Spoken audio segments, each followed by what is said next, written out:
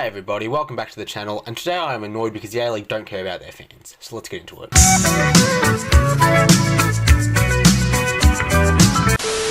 In 2015, the A-League learned what happens when you go up against the fans. I won't get too much into it because I actually want to make a separate video on these protests, but to make a long story short, the fans won.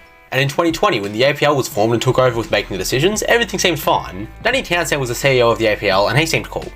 Unfortunately, on the 12th of December 2022, we were proved wrong, because Townsend and his team have made quite possibly the worst decision in A-League history. The A-League has moved to the grand final, which is supposed to be a home final, to Sydney for the next 3 years.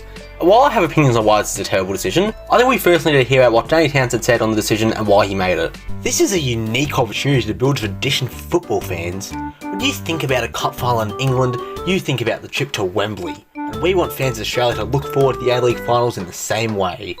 Alright Danny, did you ever consider that this isn't Wembley and we're not the EPL? The support in England for football is mad, and I think we've all accepted that we'll never be able to compete with it. And while there can be upsets, usually the FA Cup final is between two Big Six clubs.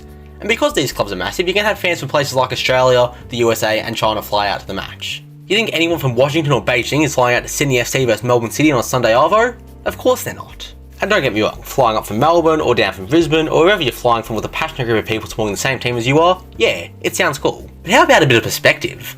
So let's say we have a grand final between Perth Glory and Wellington Phoenix. I know both teams suck, but it's a hypothetical.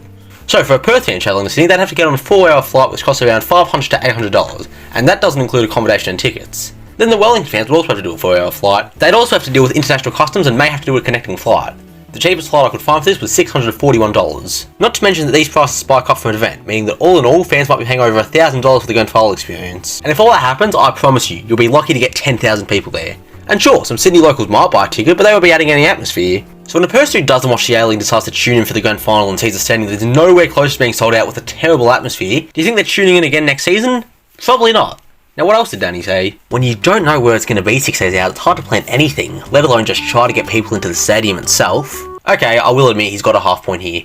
Obviously when you don't know where the game is, it can be hard for fans, and most teams do ground share with the NRL, which can make it hard to fixture for both leagues. But let me ask this, what does booking it into Sydney actually do for the game? Maybe there'll be free match entertainment, maybe there'll be an equivalent to the AFL's footy festival, but how does that actually help the match? What grows the game is the fans and the football? While the latter will stay at the same quality, the change only hurts the fans. So yeah, maybe we'll have Katy Perry or Bruno Mars singing songs on the pitch before the game, but I promise you, nothing that actually helps grow the game will change. And finally, what else did Danny say? You know, as administrators of the game, sitting back, the easy decision for us is do nothing. Yeah, well sometimes doing nothing is doing something. What happened to if it ain't broke, don't fix it? Look, I'm annoyed by this decision, but what really annoys me is the timing. Now don't get it twisted, this is no coincidence, but it's so annoying. Let's go through a timeline of football in Australia. After the disaster was the 2015-16 protest, football was on a steep decline down under. In the 2018 World Cup there was not nearly enough hype as there should have been. We were the reigning Asian Cup champions, but clearly a lot can change in 3 years. And don't get it twisted, we didn't even play that bad in Russia.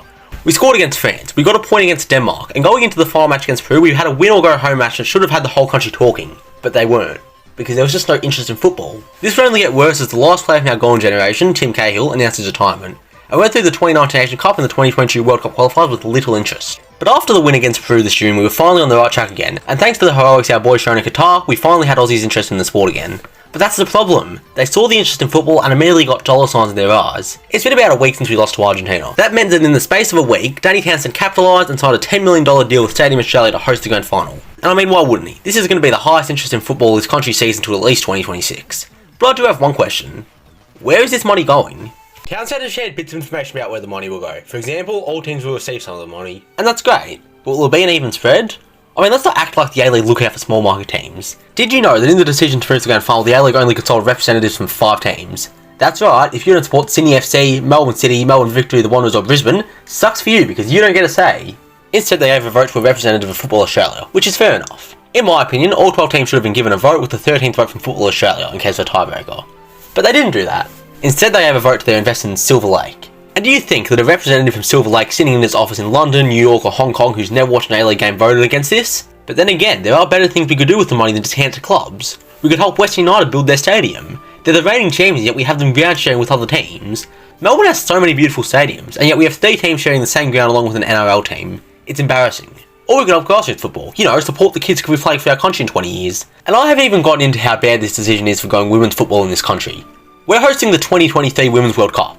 The eyes of the entire world will be on us, and we have one of the best teams in the competition. And sure, this decision won't stop us from getting fans off that World Cup, but it will stop the A-League's women's growth, which should come off the back of this World Cup. And keep in mind, the Socceroos are playing in the Asian Cup around the same time the Matildas are playing in the World Cup. If we come away with both trophies, then the sky's the limit for Australian football.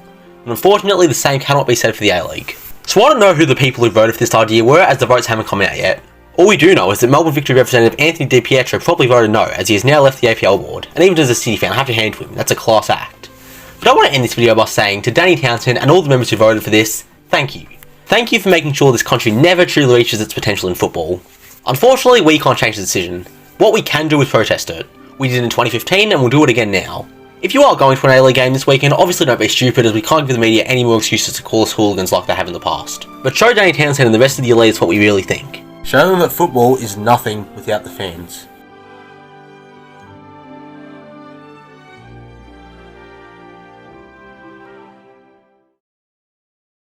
Well, that was honestly just a bit of a ranting session for me, but I hope you guys enjoyed it. I'll have a few more videos out about the World Cup, and then I'll be working on a ton of video essays, including the one about the 2015 A-League protests. 2023 is going to be a good year for this channel, I can feel it.